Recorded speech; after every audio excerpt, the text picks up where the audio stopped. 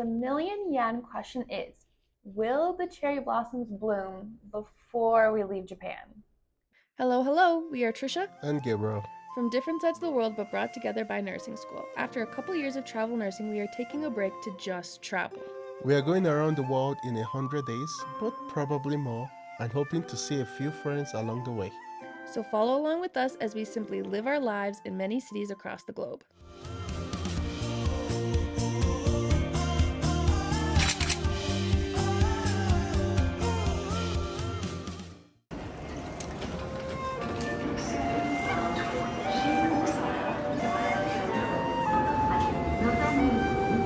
Ready for your first bullet train experience?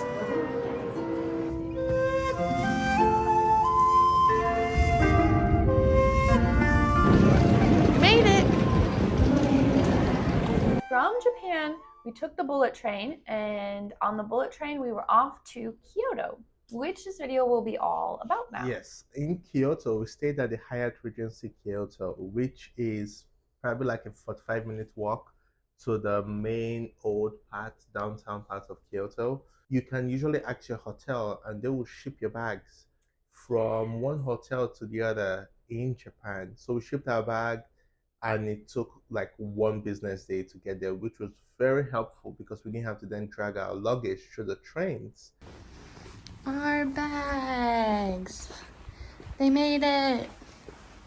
This hotel is a Hyatt Regency, and if you've been to a Hyatt Regency, you know how they look. They are very cookie cutter. They look like the houses in like suburban Atlanta, just the same kind of house all over the place. But this Hyatt Regency maintains a very like traditional Japanese architecture, and it's actually kind of pretty. Oh yeah. It is very pretty actually. The other Hyatt option, which we'll probably check out the next time, is the Park Hyatt Kyoto, which is right next to the Starbucks Reserve. It's on that main strip that you see so many photos of, and we walked by it. And I was like, yeah, next time. It looks cool. But yeah. Hyatt Regency was excellent. Had a great time.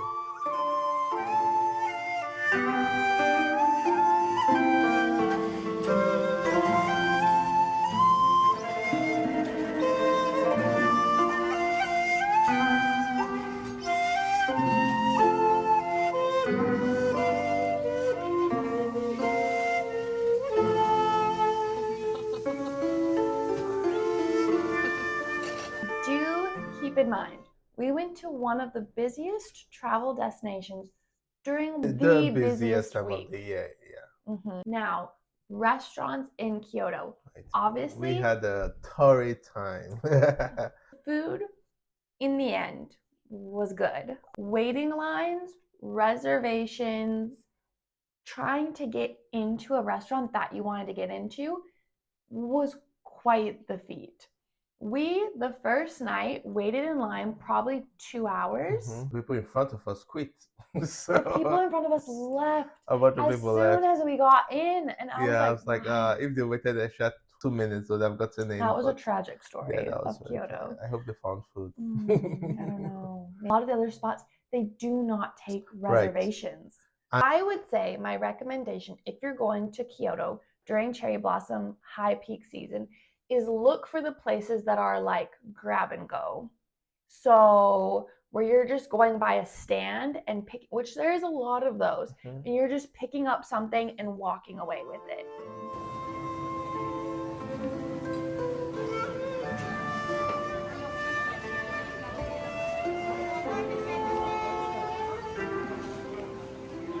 Tragic food saga of Kyoto. We're planning to go to this really well-rated ramen restaurant. Knew there would be a line, showed up 30 minutes before it opened, which was 5:30. At this point, there was a very long line, and they gave us a ticket saying come back at 8:15. That's 3 hours later. We got there 30 minutes before it opened. So we're like, okay, well, we could try this other restaurant that served, I forget the name, but it's like crusted pork that you dunk in sesame seeds. Looked really good. We're like, well, let's go try this in the meantime. Objectively bad. Not good. Like, it's fine. We'll walk around and wait till 8:15. So we walk around in the rain for 2 hours, come back. The restaurant closes at 9. The guy's like, yeah, we're kind of behind, so you're still at the back of the line. It's like a 20-person line for a restaurant that has 8 seats inside. So we were like, nah. Went to the next closest ramen restaurant. It was probably my fault because I got dipping noodles for ramen. Not my thing. Thank goodness for 7-Eleven egg sandwiches, and I broke the law by eating while walking.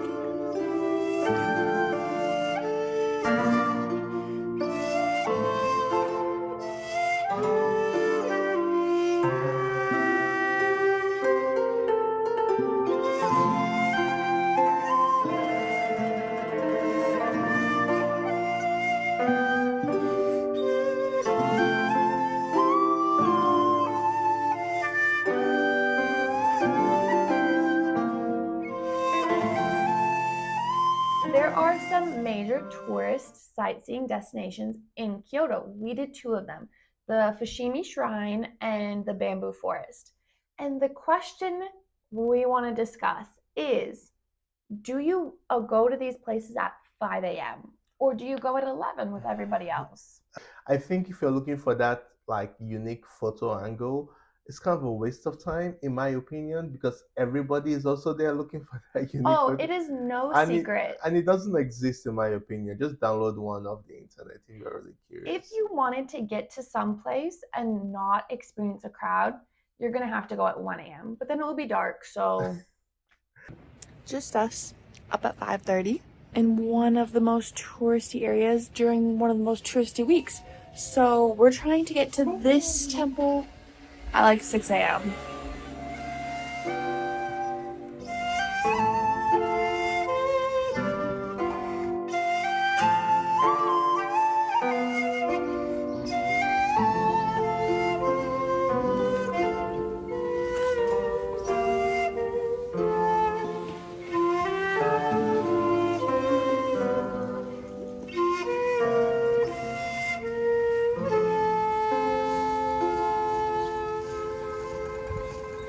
We got here at 6. Sunrise is 5:45. Now I know it was no secret to get here right away. I'm just surprised at how many people are committed to the cause. But 7 a.m. when we were leaving was like a cruise port when a cruise ship has docked. I think the right way to think about it and to experience it is you are supposed to experience these sites with other people. And those other people are there. So just enjoy being in the presence of other people. It's kind of ridiculous to expect to be alone and to do strange things like wake up at 4 a.m. so you're alone.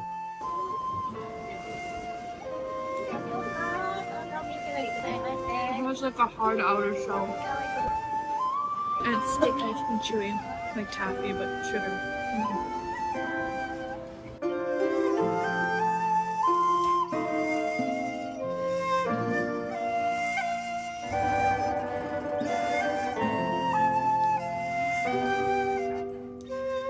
Potato, I think it's whipped cream, ice cream, sweet potato chips on the bottom. You know, I didn't think it would taste very sweet potato because it's ice cream, but it does taste like sweet potatoes. But it worked. It's like a sweet potato crust roll.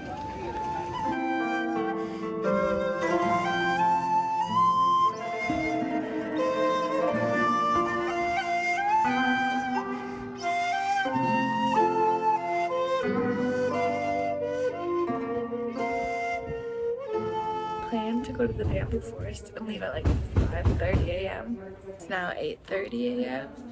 We decided to get breakfast first. I mean, priorities. So it's gonna be a little busy, but we got on the train.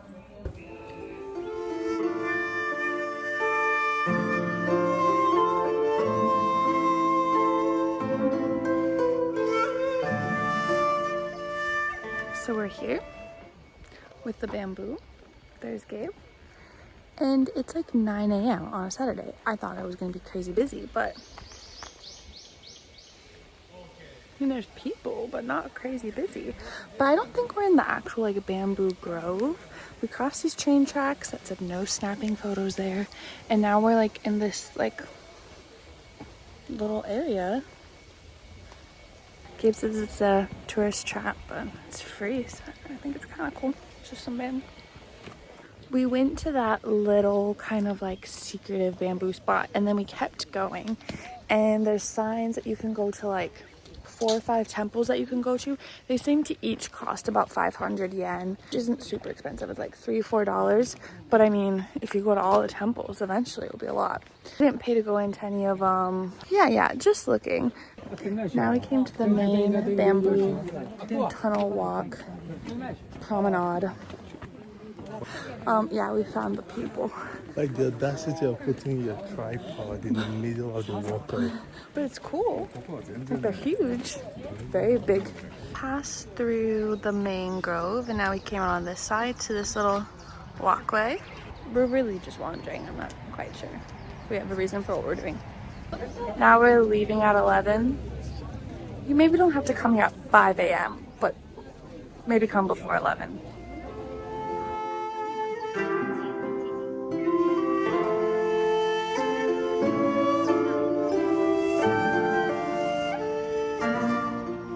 Let me try to explain the bullet train station situation. So we happened to be there because we had to go to the same station to get to the bamboo forest. So we decided to print our tickets today for tomorrow, which was a very good idea because the line is super long. And I think it's that way all the time. But when you buy a ticket for the bullet train on any website other than the train station's actual website, you have to go to the station, scan a QR code, and print your ticket. But these kiosks have very long lines. So that's what we went to do, and we're glad we did it.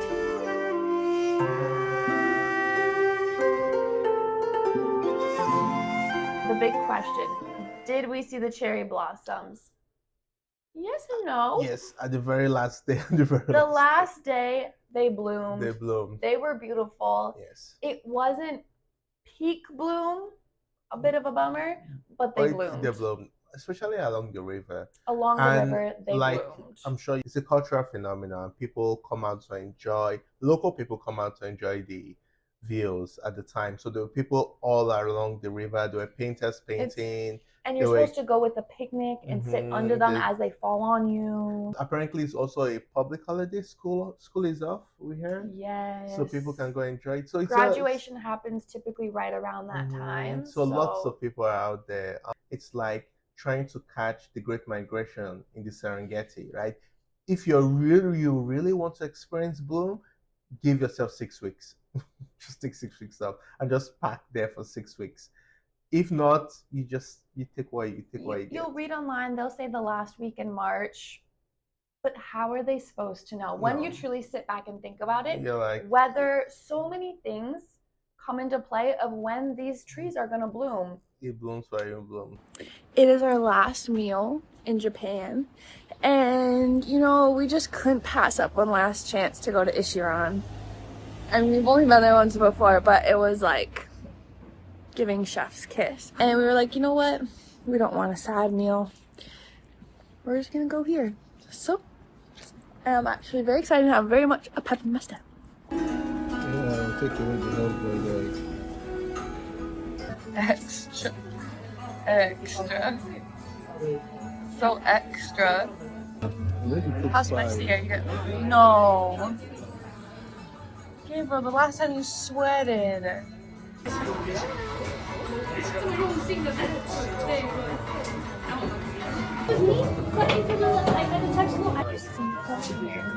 And your food looks like this.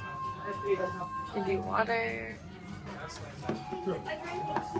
an egg, chopstick there, your little things in case you don't know what to do.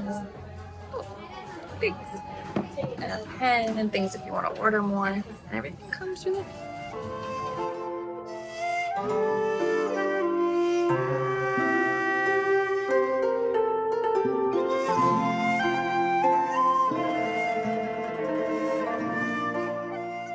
Look at the difference from my ramen to Gabriel's ramen. He got 5 spice this mango scan.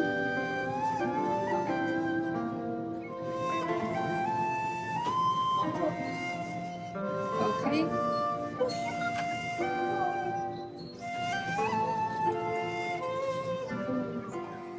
We are now leaving Kyoto, heading back to Tokyo to go on to our next destination, but we do want to talk a little bit about the bullet train. Yes. We had the Suica card for just local transportation. And it worked in Kyoto as well, just tap and pay.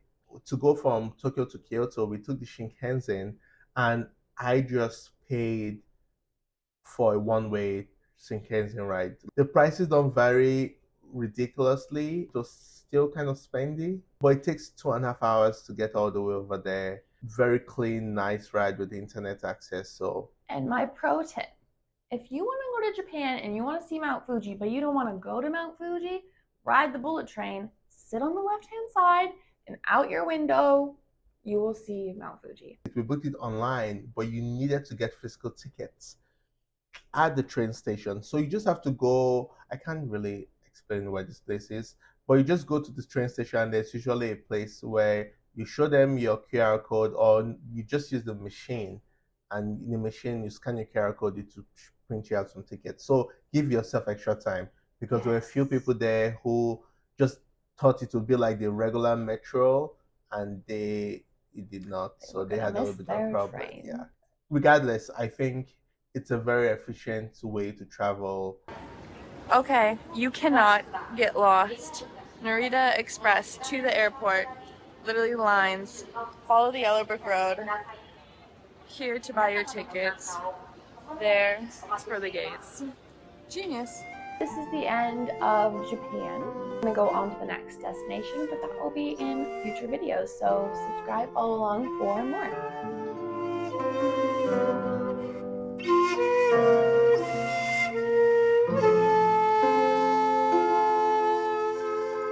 Where'd you go? It's not like a museum where there's like information. How do you know you didn't go? Well, How are you going to hit from outside of the club? You can't even get in. oh, tripods. And then one panda can come and just eat them all for breakfast. But there's no pandas here. Actually, no pandas live in Japan. Maybe fact check me. Does this one have the yogurt drink? No.